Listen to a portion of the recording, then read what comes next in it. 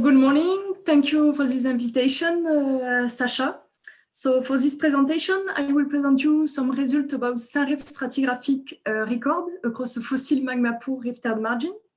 And we did this work with Gianreto Manachal, Jean-François Guillen, Gary Karner, Chris Johnson, and Patricio Figueiredo. So to introduce our work, yes. So our goal was to understand and detail what we understand actually about the Saint-Rift system in fossil magma pool rifted margin.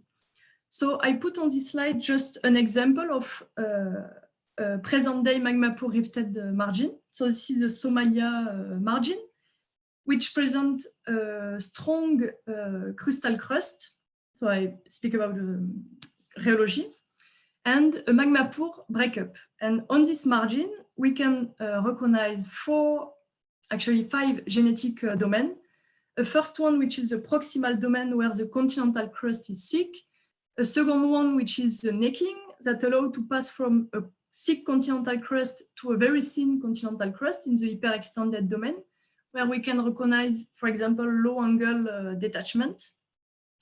We can observe also an exhumed mantle domain, and then the last one, the classic oceanic crust. And above it, and what record the deformation and the evolution of this margin, we have in blue the Saint-Rift sedimentation. And our main goal was to investigate this, but in order to understand it, we choose to work on field analog, actually, on the Alpine Tethys margin, to have access to the time and space relationship, and also to investigate several points, for example, the facies distribution in the Saint-Rift sequence, also the depot center localization, and try to recognize some margin-wide timeline in order to correlate the Saint-Rift succession from the proximal domain to the exhumed mantle domain. So to do it, we choose to work on the northwestern Adriatic margin, which is preserved, in the Austro-Alpine nappe, so in the Central Alps. And why we choose this margin? We choose it because we think it's a good analog for some present-day margins, such as the Somalia margin, because my colleague recognized a proximal domain, but also a necking, an hyperextended, and an exhumed mantle domain. And through this different domain, we observe a Saint-Rift succession that corresponds to the Jurassic sediment.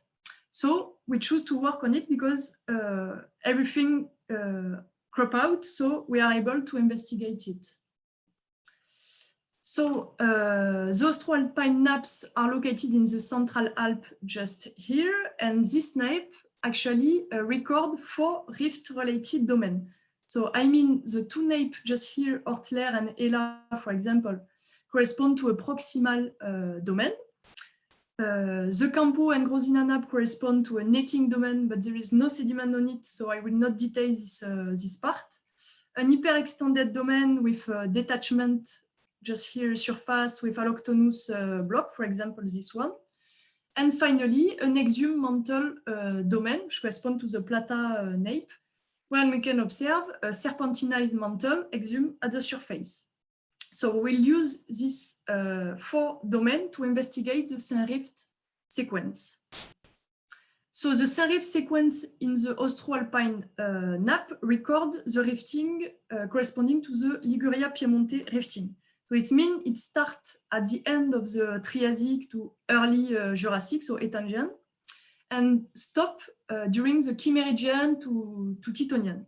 So this is the Saint-Rift history. And to investigate what's happened in the proximal, hyperextended, and mantle, we choose to recognize some potential timeline in this Saint-Rift sequence, just to track the sedimentation all along this margin. And the 3 timelines that we choose to investigate on the field are the early Toarcian oceanic anoxic event. So it corresponds on the field either to manganiziferous black shale or ferromanganese crust when it depends if you are on the topographic eye or in the basin.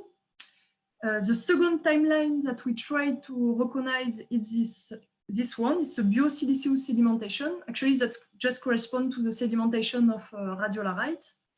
And finally, the the last one, so the third one, is the transition to calcareous nanofossil dominant environment. So it corresponds actually to the Titonian limestone. So it's a Teutonic facies in France, for example, in the Alpine France. So we will choose to recognize this free line all along the margin. So if I start to present what's happened in the proximal domain here in the Hela and Ortler nappe, so you can observe this kind of panorama and this type of sedimentary succession. So we still have as a base the pre-rift Triassic just here, and then the Saint-Rift succession. So if we interpret this panorama, we have here the Trias, so the pre-rift, small normal fault just here, and the Jurassic Saint-Rift formation. And actually, all the proximal domain correspond to this kind of cross-section, so a lot of small normal fault, and the activity of this normal fault is recorded actually in this sedimentary section with this basal breccia just here, deposited during the Ettangian to Sinemurian, that correspond to the reworking of the pre-rift Trias formation. In the middle of the succession, we observe the black shale. So in this case, it's manganiferous black shale that we interpret as the early Toarcian oceanic anoxic event. And on the top of the succession, we recognize the radiolarite, so the biosiliceous event in red, and then the Titonian limestone.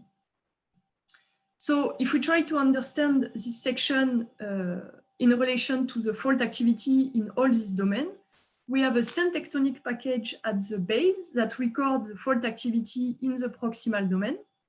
Then we have a surface that we call a base of passive onlap that mark actually the onlap of all the Saint-Rift, of the top of the Saint-Rift succession in all this area. So it means we have the early Toarcian event that it comprises the post-tectonic package that mark actually that seal actually all the normal fault in this proximal domain. So if we pass now to the hyperextended domain, we have this kind of panorama just here.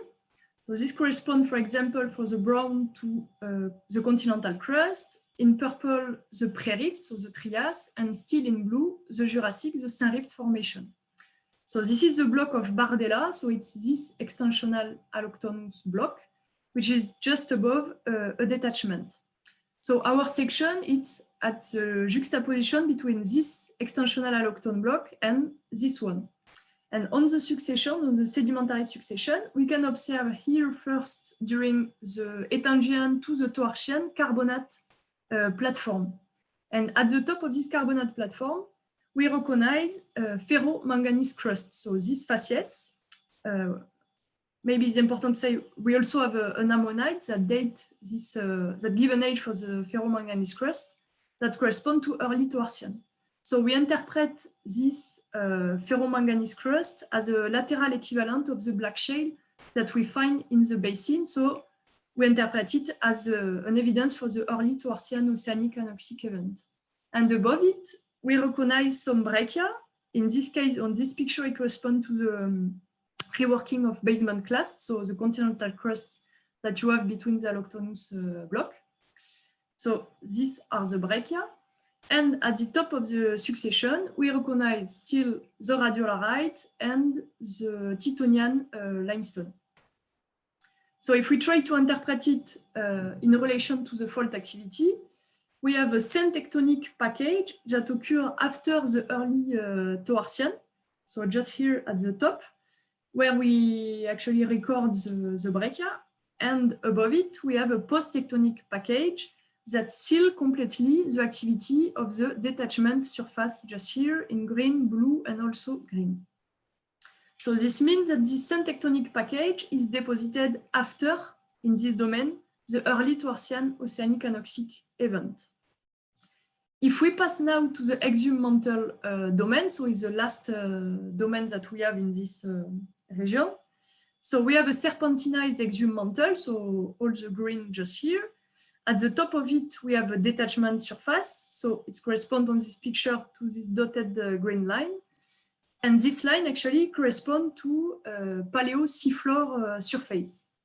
And above this paleosurface, we recognize either sedimentary breccia, so like this one, that rework serpentinite mantle and also ophiocalcite. Laterally to this, we can also have directly above the exhumed mantle some radiolarite or some basalt, some pilolava. And what is important in this domain is that we observe the deposition of the radiolarite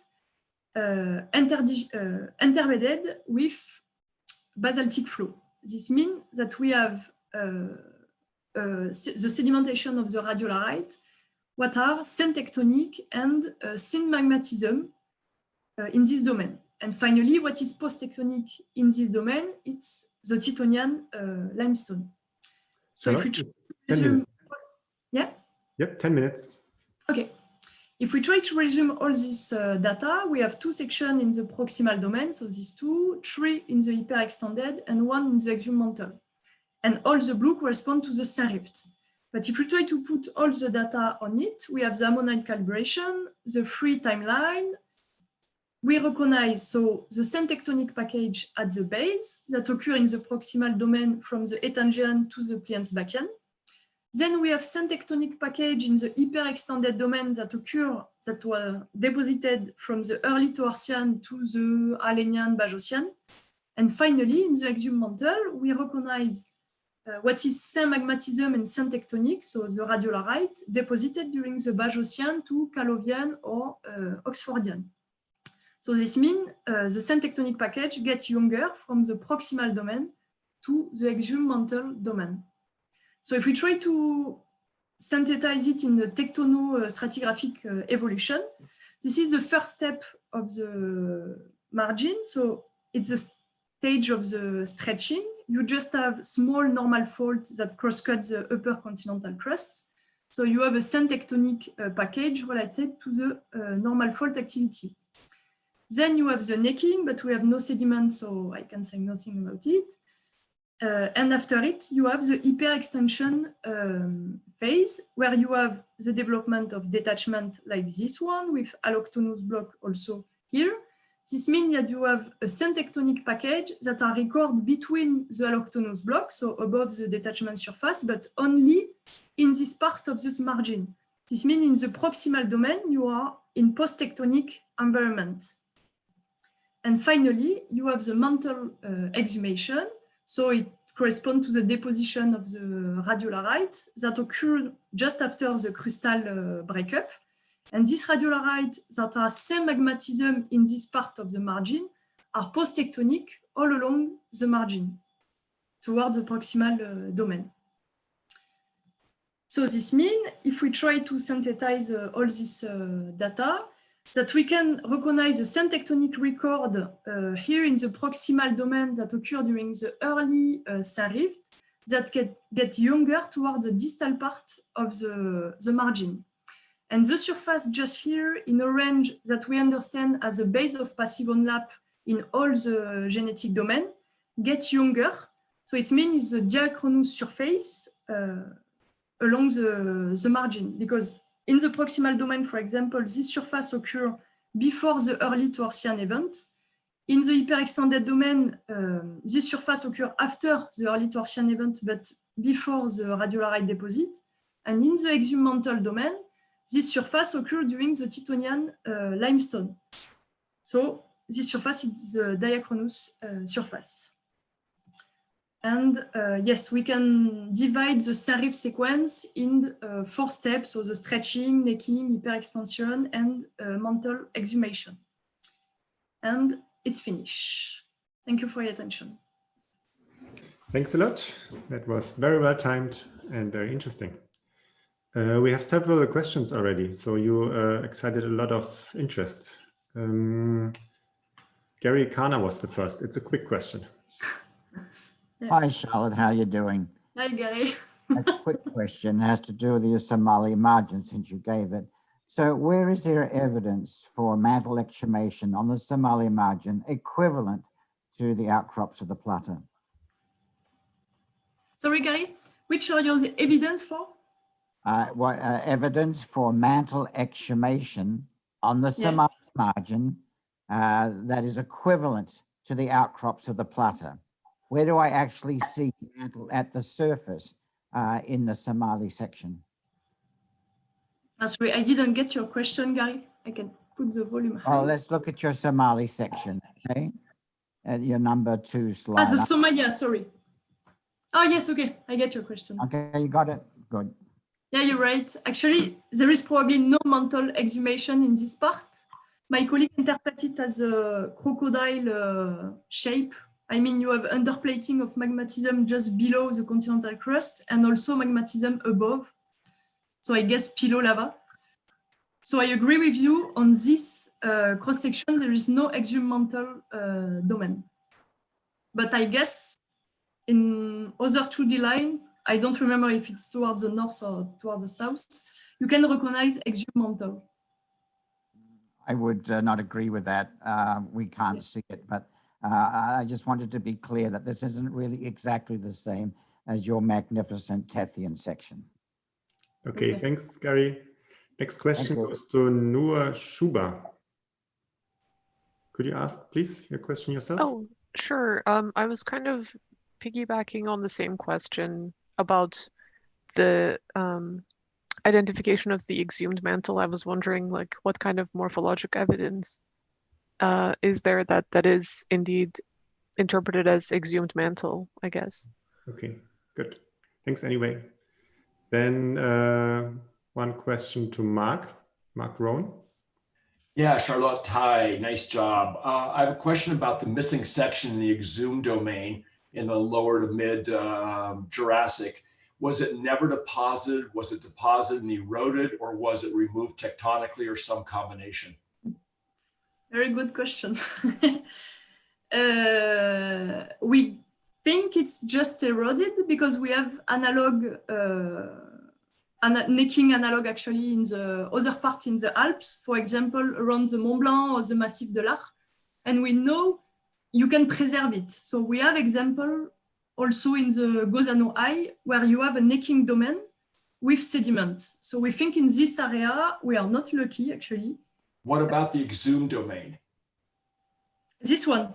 The exhumed domain, farther basinward, where you have mantle exhumation, same question. For the mantle exhumation, Yes. actually I have sediment on it. So You have missing section there also, correct? yes, actually at the junction, yeah, you are in the Alps, so you miss probably a lot of nape, but we know that the Falota domain and the Karungas are not very far. We guess there is few kilometers between the two. So yes, there is missing section, but the sediments are coherent from the hyper-extended domain to the exhumed mantle domain. So I think it's okay.